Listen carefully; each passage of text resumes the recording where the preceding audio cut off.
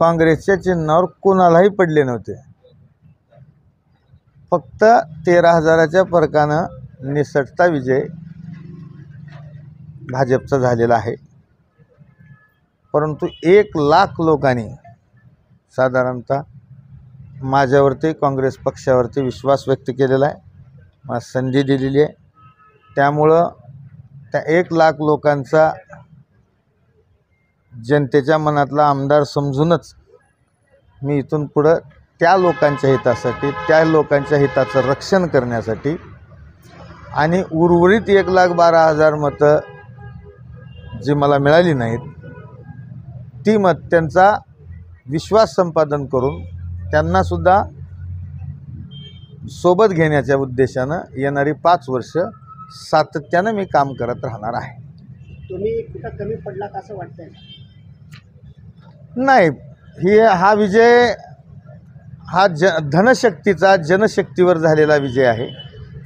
आणि कसं असतंय, आपण रामायण महाभारतापासून पाहत आलो, इतिहास काळापासून पाहतो, छत्रपती श्री शिवरायांच्या काळातही पाहिलं, स्वातंत्र्य लढ्यातही पाहिले, छोट्या मोठ्या काही लढायामध्ये अनेकदा दुष्टांचा विजय होत असतो, परंतु अंतिम विजय हा सत्याचाच होत असतो. त्यामुळं मला विश्वास आहे की इथलं असत्य संपून जाईल आणि असत्याला संपवण्यासाठी पुन्हा एकदा सत्याचा विजय होईल. येणाऱ्या 5 वर्षानंतर ही सगळी गोष्ट, ही सगळी घटना घडताना आपण सगळे उघड्या डोळ्यानं पाहू, आपण सगळे साक्षीदार असाल. पुढील 5 वर्ष तुमची काय नीती असेल? ज्या लोकांनी मला मतदान दिले त्या लाखभर लोकांच्या हिताचं रक्षण करणे आणि इतर लोकांचं ज्यांचं मिळालं नाही त्या सगळ्यांचा विश्वास संपादन करणे, इथल्या निलंग्यातल्या 18 पगड जाती धर्मातील प्रत्येकाला न्याय मिळवून देण्यासाठी संघर्ष करणे, लोकशाही काय असते, विरोधी पक्ष काय असतो आणि लोकशाहीत कामकाज विरोधी पक्षाचं महत्त्व काय असतं हे येणाऱ्या 5 वर्षात मी दाखवून देईन.